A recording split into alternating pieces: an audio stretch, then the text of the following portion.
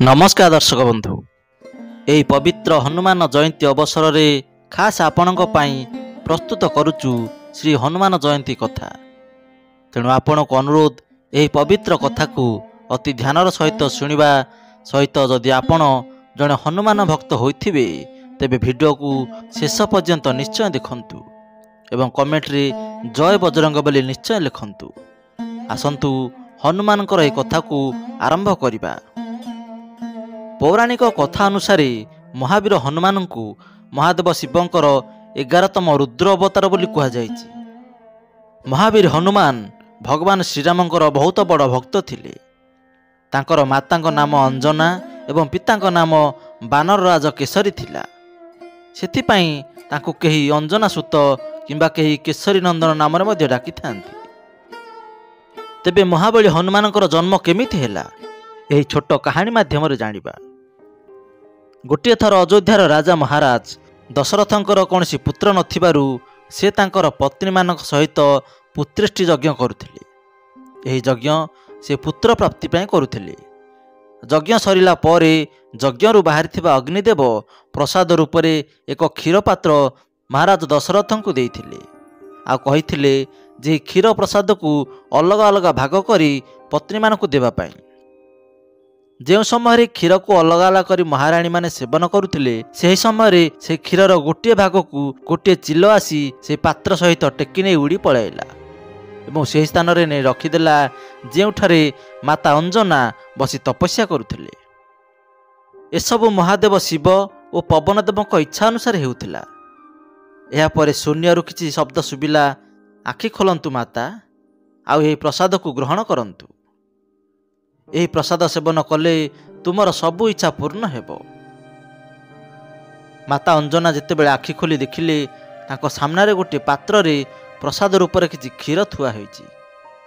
तेणु से यही प्रसाद को देखि से कहिले, अरे यही क्षीर पात्र एठाकु केउ आडे आसिला। एहा परे पुणी शून्यरु सुभिला, माता आपण या भाबि नियंतु जे सबु महादेवंकर आशीर्वाद बोली। एहा परे माता अंजना से प्रसाद को ग्रहण करनेले।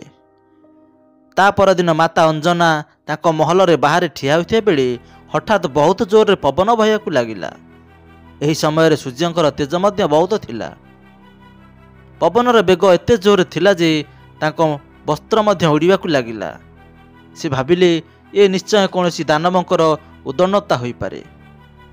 तेणु से क्रोधित होई संगे संगे कहिले, किए सेही दानव जी मो परी पति परायण स्त्री को अपमानित करने को चेष्टा करुची।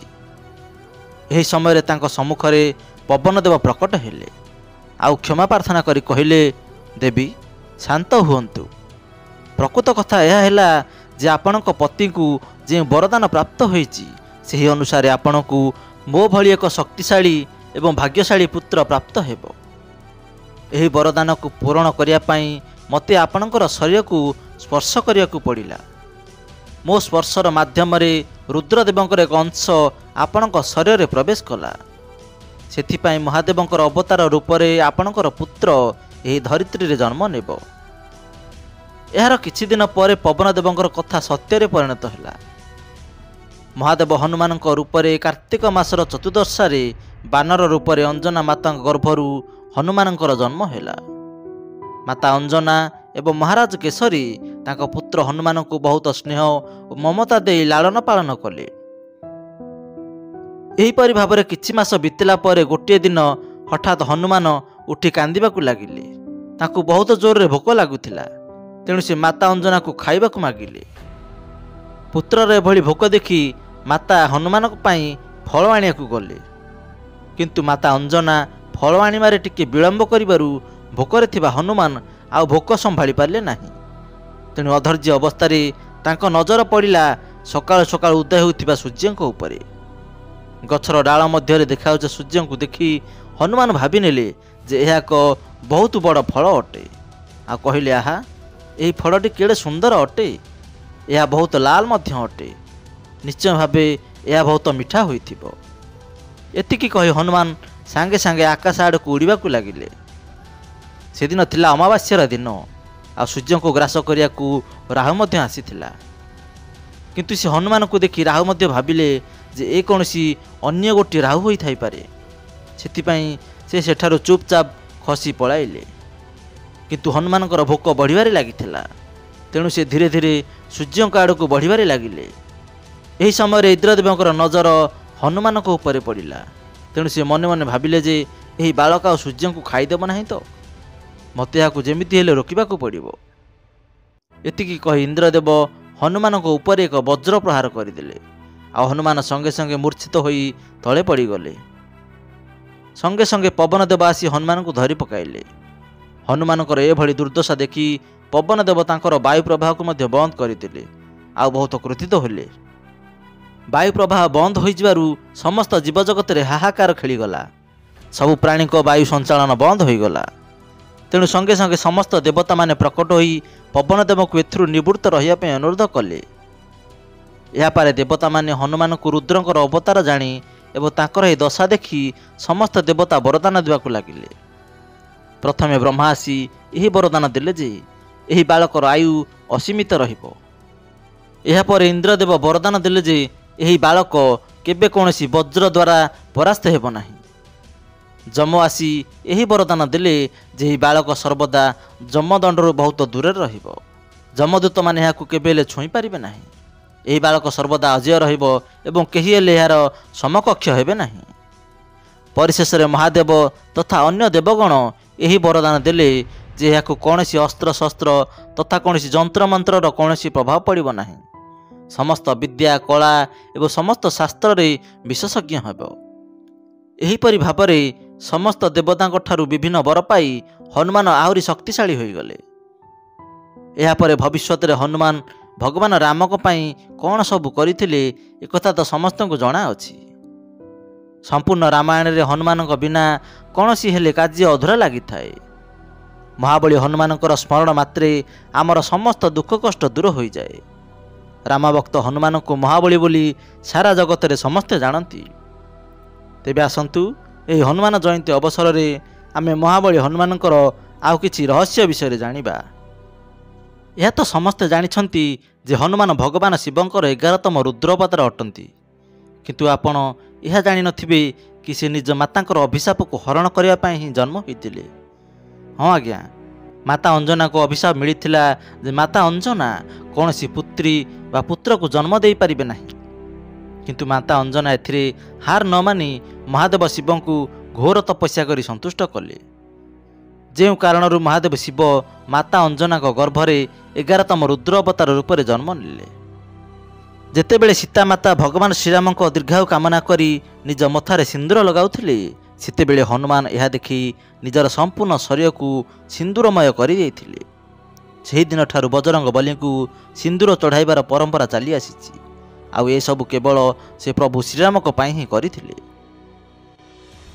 କ'ଣ ଆପଣ ଜାଣନ୍ତି ଯେ ହନୁମାନଙ୍କର ନାମ ହନୁମାନ କାହିଁକି ହେଲା? କାରଣ ହନୁମାନଙ୍କ ମୁଖର ଆକାର ହନୁ ପରି ହୋଇଥିବାରୁ ଏପରି ନାମକରଣ ହୋଇଥିଲା। ସଂସ୍କୃତରେ ହନୁମାନର ଅର୍ଥ ହେଉଛି ଯାହାର ମୁଖ କିଛି ଅଲଗା ପ୍ରକାର ହୋଇଥିବ। କିନ୍ତୁ ଏଠାରେ ଆପଣଙ୍କୁ କହିଦେବାକୁ ଚାହୁଁଛୁ କି ହନୁମାନଙ୍କ ନାମକୁ ନେଇ ଗୋଟିଏ କଥା ମଧ୍ୟ ପ୍ରଚଳିତ ଅଛି ଯେ ଦେବରାଜ ଇନ୍ଦ୍ରଙ୍କର ବଜ୍ର ପ୍ରହାର ଯୋଗୁଁ ବାଳକ ହନୁମାନଙ୍କର ଥୋଡ଼ି ବା ଯାହାକୁ ହନୁହାଡ଼ ବୋଲି କୁହାଯାଏ ତାହା ଭାଙ୍ଗି ଯାଇଥିଲା। ଯେଉଁ କାରଣରୁ ତାଙ୍କୁ ହନୁମାନ ନାମରେ ସାରା ଜଗତ ଜାଣିଥିଲା। ହନୁମାନ ବାଳ ବ୍ରହ୍ମଚାରୀ ଅଟନ୍ତି ଏ କଥା ତ ସମସ୍ତେ ଜାଣନ୍ତି।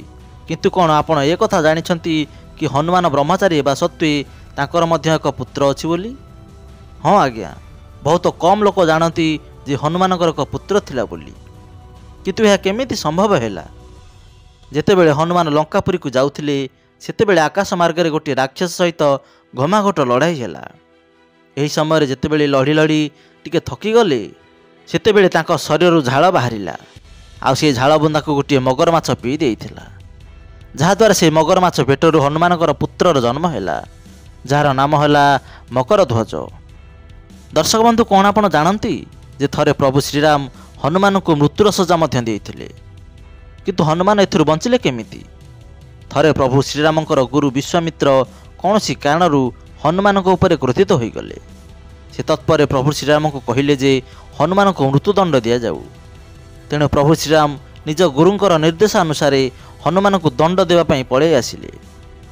ଯେତେବେଳେ ପ୍ରଭୁ ଶ୍ରୀରାମ ହନୁମାନଙ୍କ ଉପରେ ଆକ୍ରମଣ କରିବାକୁ ବାହାରିଲେ ସେତେବେଳେ ହନୁମାନ ପ୍ରଭୁ ଶ୍ରୀରାମଙ୍କର ନାମ ଜପ କରିବାକୁ ଲାଗିଲେ। ଯେଉଁ କାରଣରୁ ଶ୍ରୀରାମଙ୍କ ପ୍ରତ୍ୟେକ ଅସ୍ତ୍ର ବାଣ ହନୁମାନଙ୍କର କୌଣସି କ୍ଷତି କରିପାରିଲା ନାହିଁ ଆଉ ସମସ୍ତ ଅସ୍ତ୍ରଶସ୍ତ୍ର ବିଫଳ ହୋଇଗଲା। ଯେତେବେଳେ ଲଙ୍କାକାଣ୍ଡ ଶେଷ ହେଲା ହନୁମାନ ହିମାଳୟକୁ ଯାଇ ସେହି ପର୍ବତ ଉପରେ ନିଜ ନଖ ସାହାଯ୍ୟରେ ସବୁଠାରୁ ପ୍ରଥମେ ରାମାୟଣ ଲେଖିଥିଲେ। କିନ୍ତୁ ଯେତେବେଳେ ହନୁମାନ ରାମାୟଣ ଲେଖିବା କଥା ବାଲ୍ମୀକି ଜାଣିଥିଲେ ସେତେବେଳେ ସେ ବହୁତ ନିରାଶ ହେଲେ।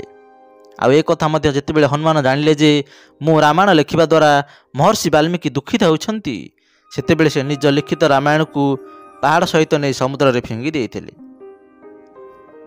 ଆପଣଙ୍କୁ ମହାଭାରତର କଥା ତ ନିଶ୍ଚୟ ଜଣାଥିବ। ଯେତେବେଳେ ଭୀମ ବନକୁ ଯିବା ସମୟରେ ଗୋଟିଏ ବିରାଟ ବାନର ସହିତ ଲଢ଼େଇ ହୋଇଥିଲା, କିନ୍ତୁ ସେ କଥା ପରେ ଜାଣିପାରିଲେ ଯେ ଏହି ବାନର ଆଉ କେହି ନୁହନ୍ତି, ସ୍ୱୟଂ ମହାବଳୀ ହନୁମାନ ଅଟନ୍ତି। କିନ୍ତୁ ଆପଣ ଏହି କଥା ଜାଣି ଆଶ୍ଚର୍ଯ୍ୟ ହେବେ ଯେ ପବନ ପୁତ୍ର ହନୁମାନଙ୍କର ଭାଇ ଆଉ କେହି ନୁହନ୍ତି, ସେ ହେଉଛନ୍ତି ଭୀମ। କାହିଁକିନା ହନୁମାନ ପବନଙ୍କର ପୁତ୍ର ଆଉ ଭୀମ ମଧ୍ୟ ପବନ ପୁତ୍ର ଥିଲେ।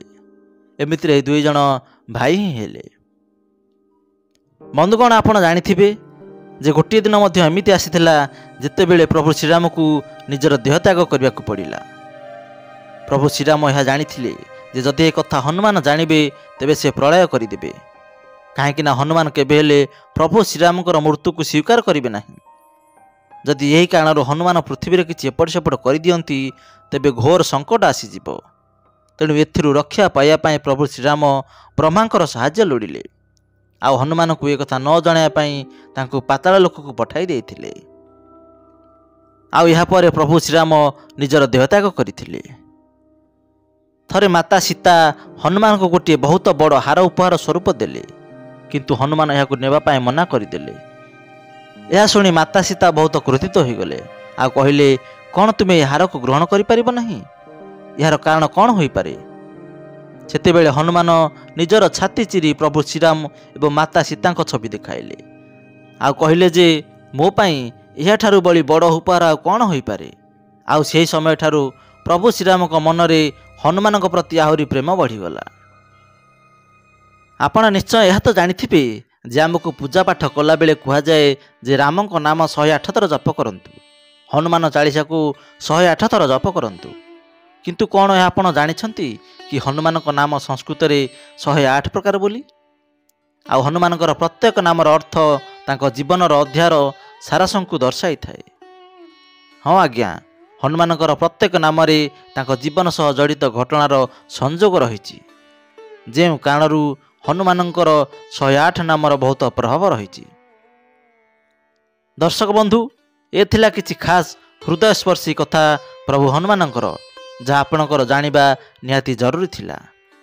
ଏହି ପବିତ୍ର ହନୁମାନ ଜୟନ୍ତୀ ଉପଲକ୍ଷେ ଆମର ଏହି ଉପସ୍ଥାପନା ଆପଣଙ୍କୁ କେମିତି ଲାଗିଲା କମେଣ୍ଟ ମାଧ୍ୟମରେ ଆପଣଙ୍କର ମତାମତ ନିଶ୍ଚୟ ଜଣାଇବେ। ଯଦି ଆମର ଏହି ଭିଡ଼ିଓ ଆପଣଙ୍କୁ ଭଲ ଲାଗିଛି ଏବଂ ଯଦି କିଛି ନୂଆ ଶିଖିବାକୁ ମିଳିଛି ଏବଂ ଆପଣଙ୍କ ଯଦି ହନୁମାନଙ୍କର ପ୍ରକୃତ ଭକ୍ତ ଅଟନ୍ତି ତେବେ କମେଣ୍ଟ ବକ୍ସରେ ଜୟ ହନୁମାନ ଆଉ ଜୟ ବଜରଙ୍ଗବାଲି ନିଶ୍ଚୟ ଲେଖନ୍ତୁ। ଭିଡ଼ିଓ ଭଲ ଲାଗିଥିଲେ ଲାଇକ୍ କରିବା ସହିତ ଆମ ଚ୍ୟାନେଲକୁ ଯଦି ପ୍ରଥମ ଥର ଦେଖୁଥିବେ ତେବେ ସବସ୍କ୍ରାଇବ୍ କରିବାକୁ ଜମାରୁ ଭୁଲିବେନି। ପୁଣି ଦେଖାହେବ ଆଉ ଏକ ସୁନ୍ଦର ଜ୍ଞାନଭର୍ତ୍ତକ ଭିଡ଼ିଓ ମାଧ୍ୟମରେ। ସେ ପର୍ଯ୍ୟନ୍ତ ଦେଖୁଥାନ୍ତୁ ଚିନ୍ତନ ଟିଭି। ଧନ୍ୟବାଦ।